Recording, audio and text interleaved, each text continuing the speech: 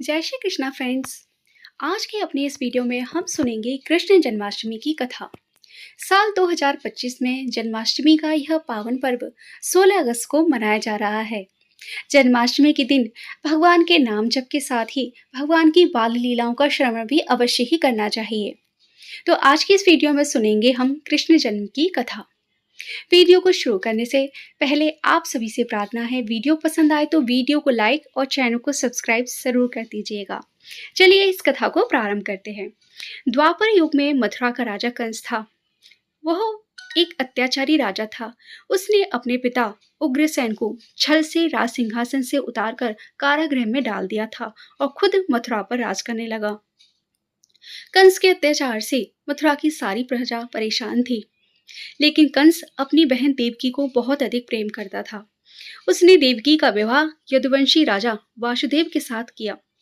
लेकिन जब कंस अपनी बहन को विदा कराकर ले जा रहा था, तभी रास्ते में आकाशवाणी हुई कि हे कंस, जिस बहन को तू इतने उत्साह के साथ लेकर जा रहा है, एक दिन इसी बहन की 8वीं संतान तेरा वध करेगी। आकाशवाणी की बात सुनकर कंस ने सोचा कि यदि मेरी बहन की 8वीं संतान मेरा वध करेगी तो मैं इस बहन का ही वध कर देता हूँ। जब कंस अपनी बहन को मारने लगा तो वासुदेव कंस के चरणों में गिर गए और उन्होंने कहा कि मैं आपको वचन देता हूँ कि देवकी की जो भी संतान होगी वह मैं आपको सौंप दूंगा। आप देवकी के प्राण छोड़ दीजिए। वासुदेव की बात सुनकर कंस ने देवकी और वासुदेव को कारागृह में डाल दिया। उस कारागृह में देवकी ने अपनी 7 संतानों को जन्म दिया और कंस ने एक एक करके उनकी सभी संतानों का वध कर दिया।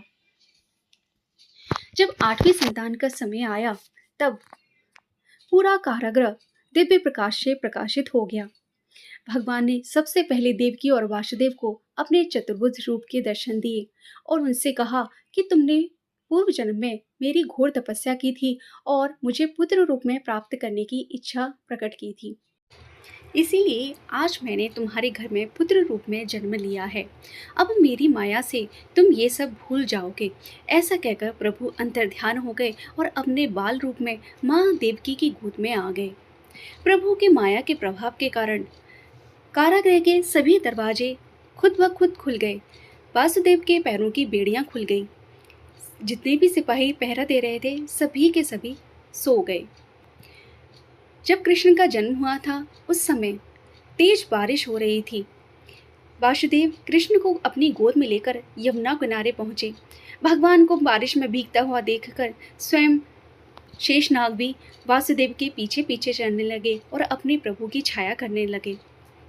यमुना जी को जब ज्ञात हुआ कि भगवान कृष्ण आए हैं तो उनके चरण स्पर्श करने के लिए यमुना जी का जल ऊपर उठने लगा। कुछ समय के लिए ऐसी स्थिति आ गई कि वासुदेव जल में पूरी तरह से डूब गए और जब माँ यमुना ने भगवान कृष्ण के चरण स्पर्श कर लिए उसके बाद यमुना का जल अपने आप कम हो गया और वासुदेव यमुना को पार करके गोकुल में यशोदा और नंद बाबा के घर पहुँचे। वहाँ यशोदा ने एक कन्या को जन्म दिया था। वासुदेव ने कन्या को गोद में उठाया और भगवान कृष्ण को वहाँ लिटाकर वापस मथुरा आ गए। उधर गोकुल में कृष्ण जन्मोत्सव की तैयारियां शुरू हो गई। वहाँ पर बड़े ही धूमधाम से ये उत्सव मनाया जाने लगा और वासुदेव जो कारागृह में वापस आ गए थे, कारागृह के सभी दरवाजे अपने आप बंद हो गए। उनके हाथों में बेड़ियां अपने आप बंध गई और जितने भी सिपाही थे सबके सब होश में आ गए।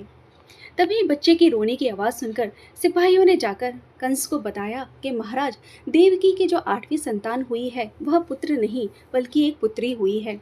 यह सुनकर कंस दौड़ा हुआ कारागृह में आया और जब उसने स्वयं देखा कि एक कन्या का जन्म हुआ है तब वह कहने लगा कि ये विष्णु बड़ा ही छलिया है। यह पुत्री के रूप में आया है लेकिन मैं इसका भी वध कर दूंगा।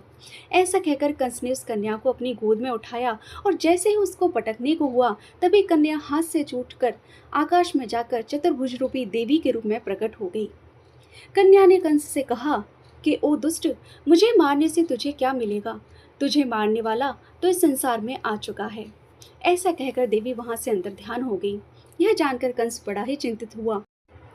कंस ने भगवान कृष्ण को मारने के लिए अनेकों राक्षसों को गोकुल में भेजा, लेकिन भगवान ने सभी का वध कर दिया। जब कृष्ण बड़े हुए तब मथुरा में आकर उन्होंने उस अत्याचारी कंस का वध किया और सारी मथुरा की प्रजा को कंस के अत्याचारों से बचाया।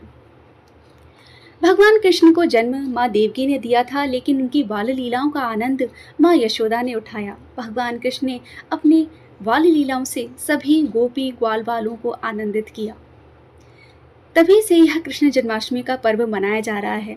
कृष्ण जन्माष्टमी का पर्व लोग बड़े ही धूमधाम से मनाते हैं। कहते हैं कि जन्माष्टमी का एक व्रत रखने से आपको 20 करोड़ एकादशी का व्रत करने का फल प्राप्त होता है, और जो जन्माष्टमी के दिन अन्न ग्रहण करता है उसे नरक का मुख देखना पड़ता है।